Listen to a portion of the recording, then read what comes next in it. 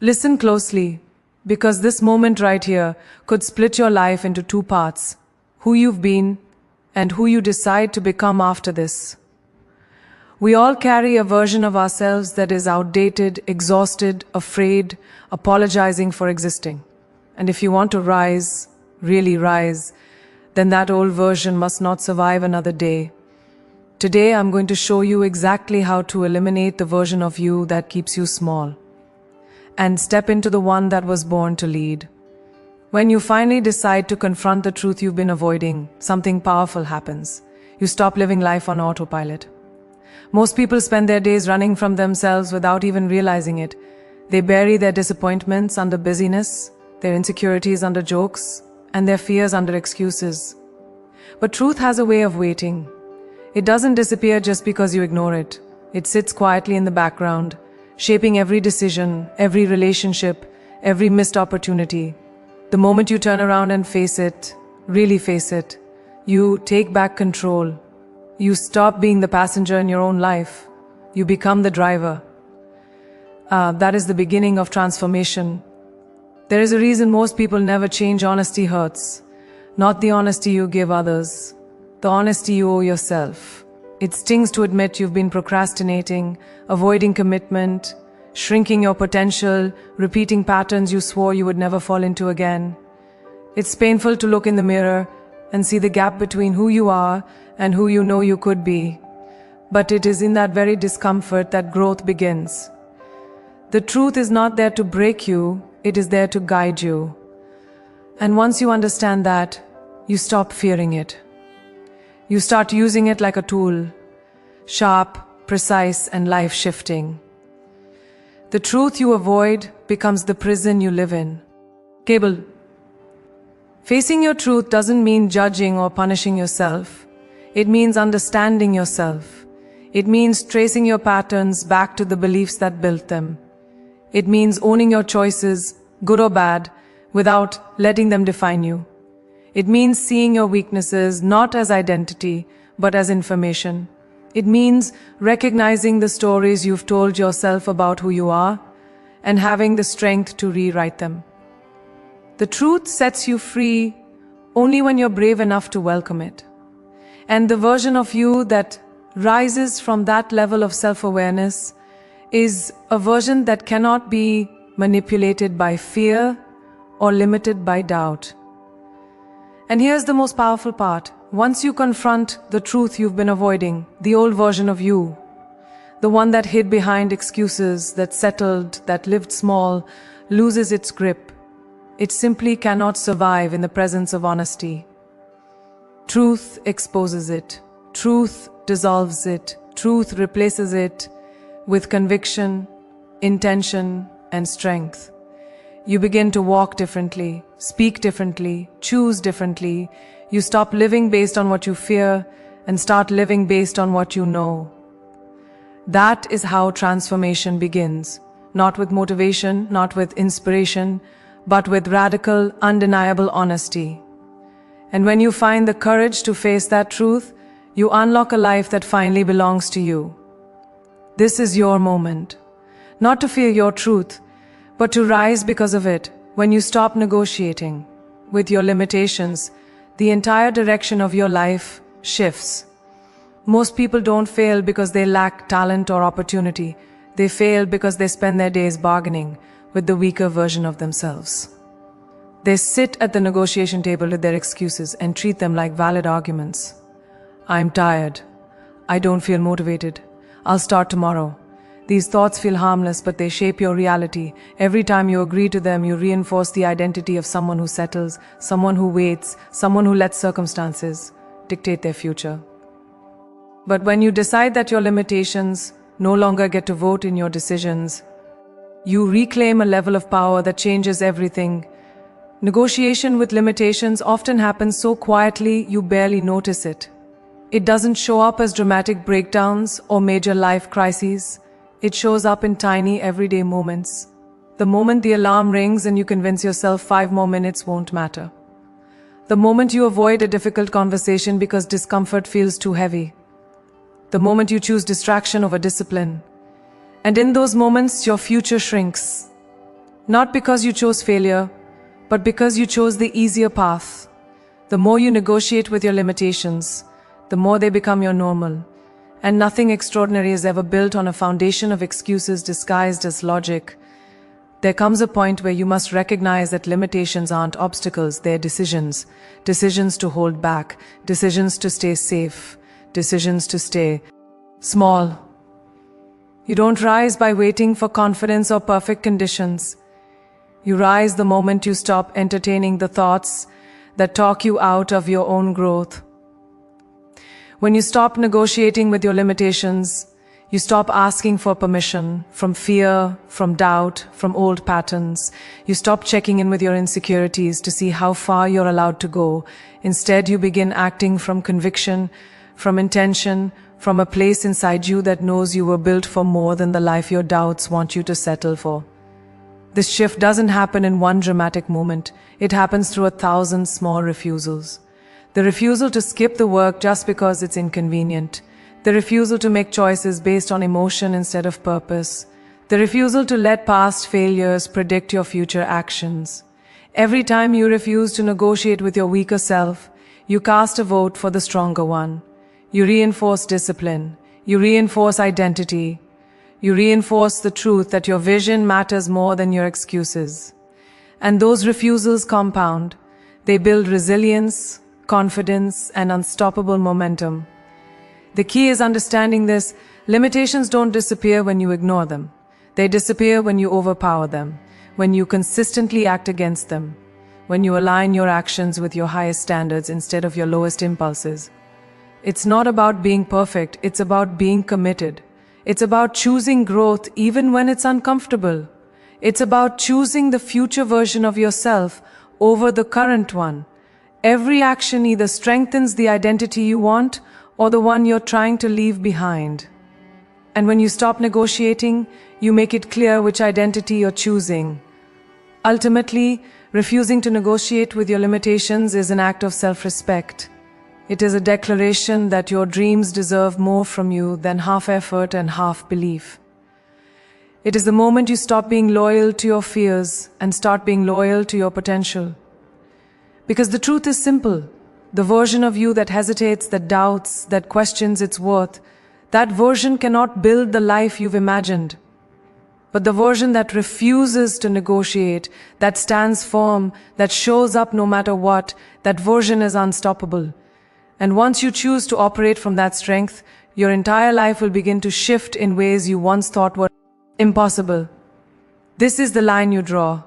The moment you decide that limitations no longer get to define you, identity is the foundation of every transformation you will ever create. People chase motivation like it's some magical force that will carry them through life. But motivation is unreliable. It's emotional. It's inconsistent. It's easily shaken by circumstances. Identity, on the other hand, is permanent. Identity determines how you think, how you choose, how you react. When you say, "I'm trying to change," you give yourself room to fall back. You allow the old version of you to leave. But when you decide, "This is who I am now," you draw a boundary. You shift the core of your self-image. You stop performing change and start embodying it. That's where real transformation begins, at the identity level, not at the motivational one. Everything about your life bends to the identity you believe you belong to. If you identify as someone who struggles, you will always see obstacles. If you identify as someone who quits, you will always find reasons to. But when you identify as someone who follows through, your actions adapt to that standard. Suddenly, discipline is not a punishment. It is proof of who you are. Suddenly, consistency is not a chore. It is part of your character. When you shift identity, you don't have to force transformation. Transformation becomes the natural outcome of who you've chosen to be. It becomes automatic. It becomes your new normal. The weaker version of you clings to old labels because they feel familiar. I'm not a morning person. I've always been inconsistent. I'm just not confident. These are not facts. They are identities you've carried long enough to believe. And as long as you let those identities define you, you will repeat the same patterns that come with them. Change will feel difficult not because you're incapable, but because your identity is outdated. The moment you decide that those beliefs no longer describe you, you break the psychological chains that kept you attached to your past. The old version of you loses its anchor. The new version gains space to rise.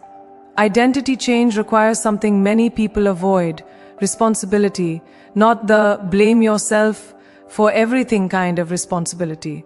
This is deeper, more empowering. It is the realization that you are responsible for deciding who you are becoming, not your parents, not your friends, not society, you. And once you take that ownership, you stop looking outward for validation or permission. You stop waiting for life to prove you're capable. You begin proving it to yourself through action. Every decision becomes a declaration. This is who I am now. And with every declaration, your trust in yourself grows. But here's the truth. The old version of you will resist. It will try to whisper familiar doubts to pull you back. It will tempt you with comfort, convenience, and nostalgia. Not because it's strong, but because it's dying. Identity shifts threaten the survival of your old patterns, so they try to convince you to stay where it's safe. This is where most people quit, not because they lack ability, but because they interpret resistance as failure. Resistance is not failure. Resistance is the sign that transformation is happening. It is proof that the old identity knows its time is running out. When you push through that resistance, you create a new narrative, one that belongs to the version of you who refuses to settle. Building a new identity is not about pretending or forcing anything. It is about aligning your daily choices with the future you're creating. You don't become the new version of yourself by wishing for it. You become it through undeniable consistency, through actions that may feel uncomfortable at first but powerful later. Through choices that don't match who you used to be but perfectly align with who you're becoming. And then one day, without realizing it, you stop acting like the new version. You simply are that version. The old you disappears not through force but through irrelevance. You outgrow it, you evolve past it, and you finally become the version of yourself your dreams were waiting for. Identity is not something you wait for, it's something you choose. And once you choose power, you will never be the same again. Every habit you repeat is a quiet vote for who you become. And that truth is both liberating and confronting. Because when you look at your life honestly, you realize that the version of yourself you're trying to leave behind isn't held in place by fate or luck or circumstance. It's held in place by habits you keep feeding every single day. These habits might feel small and harmless, but combined, they shape your identity, your mindset, your outcomes. When you start seeing habits as the architecture of your future, you stop taking them lightly. You stop treating them like background noise. You start recognizing that every choice, even the subtle ones, is carrying you closer to or further from the person you want to be. And this awareness is the first step to starving the habits that keep you average. Average habits survive because they're comfortable, because they don't demand effort, because they rarely create immediate pain. Scrolling endlessly doesn't hurt in the moment. Skipping the workout doesn't feel catastrophic. Procrastination gives temporary relief. But comfort has a cost, and that cost is your potential. The habits that keep you average are seductive because they offer instant satisfaction, but what they steal from you is far more valuable: momentum, clarity, confidence, self-respect. When you repeatedly choose the easier option, you're not just avoiding discomfort, you're training yourself to stay small. You're teaching your brain that short-term relief matters more than long-term growth.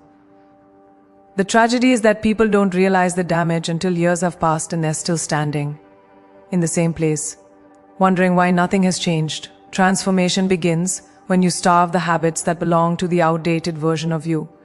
Not by fighting them with sheer willpower, but by understanding where they come from. Most destructive habits aren't fueled by laziness. They're fueled by fear, by stress, by unresolved emotions, by a lack of clarity. And when you address the root instead of the symptom, you take control. You stop reacting and start responding. You stop numbing and start healing. You stop drifting and start directing your life with intention. When you starve the habits that keep you average, you're not depriving yourself of comfort. You're depriving your old identity of oxygen. You're creating space for who you're meant to become. But starving the weak habits isn't enough. You must feed the strong ones, because nature hates a vacuum. If you remove a destructive habit without replacing it with a powerful one, your old patterns will sneak back in. So when you stop feeding distraction, you must feed attention. When you stop feeding avoidance, you must feed courage. When you stop feeding chaos, you must feed discipline. These are not habits you build overnight. They grow through repetition, consistency, and self-compassion. Every time you choose a strong habit, even if it feels awkward or difficult, you reinforce the identity you're stepping into. And little by little, your brain starts to recognize that this is who you are now. Not someone trying, someone becoming. The true breakthrough happens when your habits stop feeling like chores and start feeling like alignment. When the things that once felt like heavy discipline become part of your character. When the actions that felt forced become natural. This shift is not magical, it is earned. It comes from showing up on the days when motivation is absent, when doubt is loud, when progress seems invisible. And those days matter more than the easy ones. Because every time you push through resistance, you shrink the power of the weaker version of yourself. You teach your mind that you are no longer available for the patterns that kept you stagnant. Consistency is not about perfection. It's about loyalty to your future self. Even when the present moment challenges you, what people don't realize is that powerful habits don't just change your actions, they change your identity. When you feed discipline, you become disciplined. When you feed courage, you become courageous. When you feed clarity, you become unstoppable. And suddenly the habits that used to hold you back lose their influence. They stop fitting the person you've grown into. They become incompatible with your new standards. That's how you truly kill the older, weaker version of yourself. Not by forcing change, but by making the old life feel too small for the person you've become. When your habits evolve, your identity evolves. And when your identity evolves, your entire life elevates with it. Starve the habits that belong to your past and feed the habits that belong to your future. Because that is how you rise. The people around you are not just part of your environment. They shape your identity. They influence your standards, your ambition, your belief in yourself, and even the limits you unconsciously accept. When you surround yourself with people who live small, who avoid growth, who settle for good enough, it becomes almost impossible to rise. Not because you're weak, but because energy is contagious. Habits are contagious. Mindsets are contagious. If the people closest to you normalize fear, you're going to start shrinking without realizing it. If they normalize mediocrity, you'll start believing excellence is unrealistic. When you stand in a room where everyone has stopped growing, you eventually stop too. That's why choosing who gets access to you is not emotional. It's strategic. It determines the direction of your life. When you surround yourself with people who challenge you, something powerful happens. Your standards rise automatically. You become more aware of what you're capable of. You become less tolerant of excuses, your own and others. You start realizing that what you thought was hard was simply unfamiliar. These people don't let you drown in self-doubt. They don't let you talk yourself out of greatness. They don't let you settle for half effort. They reflect back to you a version of yourself you didn't even fully believe in yet. And without saying a word, their presence alone demands more from you. That's the power of strong proximity. It elevates you without permission. But the reality is this: leaving behind the people who encourage your weaker version is uncomfortable. Sometimes those people are familiar, sometimes they've been in your life for years. Sometimes you love them deeply. The harder part is not the separation, it's the guilt, the fear of outgrowing them. the worry that your success will create distance. But growth will create distance. That's the truth no one tells you.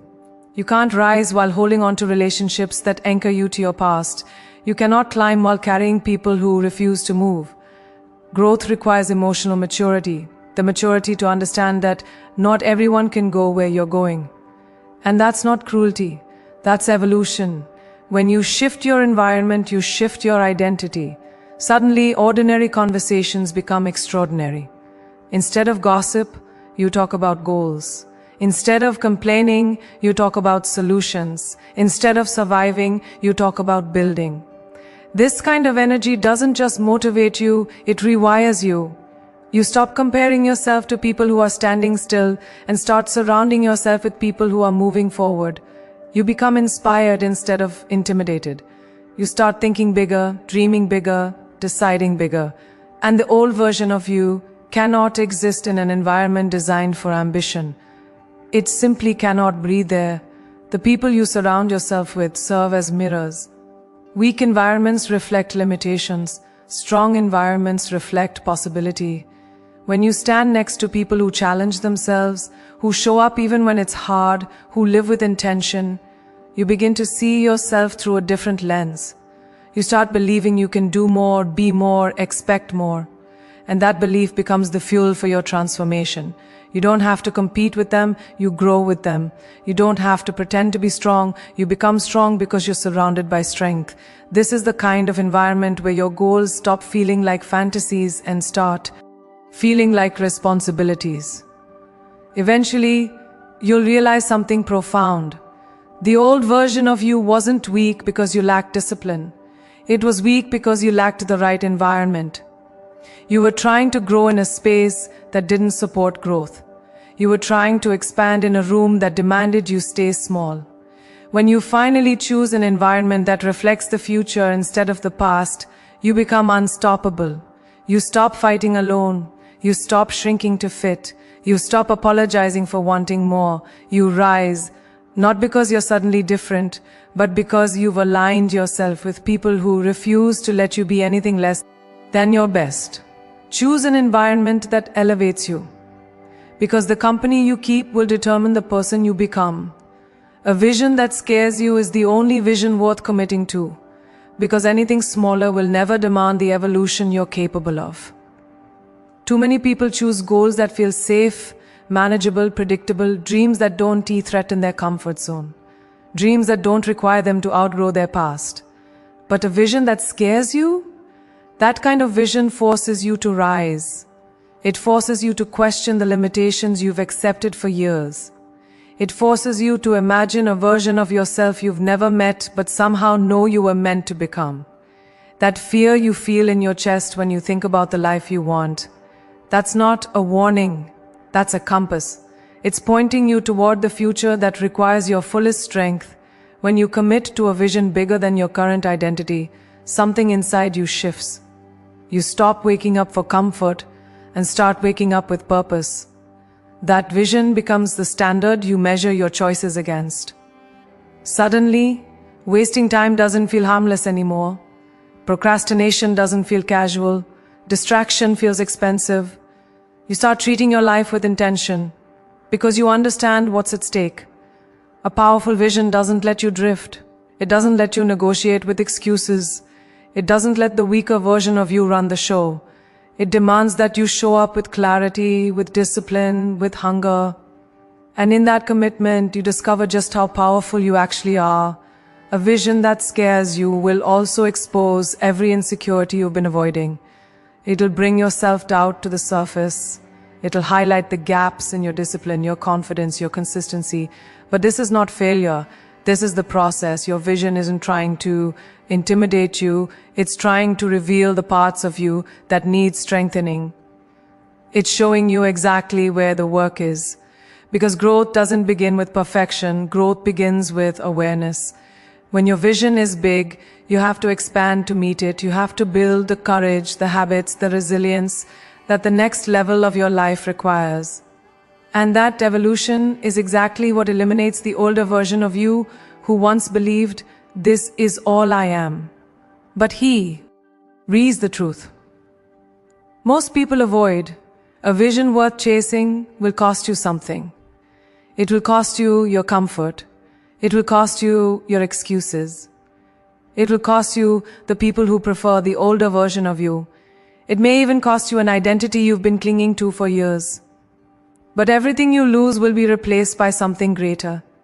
Clarity, confidence, self-respect, purpose. The old version of you cannot coexist with a future that demands courage. One of them has to go. And when you choose the vision, the weaker self naturally fades. Not overnight, not instantly, but consistently, as you choose your future over your fears again and again. What most people don't realize is that a scary vision doesn't just pull you forward, it protects you. It protects you from staying stagnant. It protects you from settling for average. It protects you from living a life based on other people's expectations. When you have a vision, you stop chasing validation. You stop needing permission. You stop seeking approval. You begin living with direction. You begin building a life that feels true to your soul.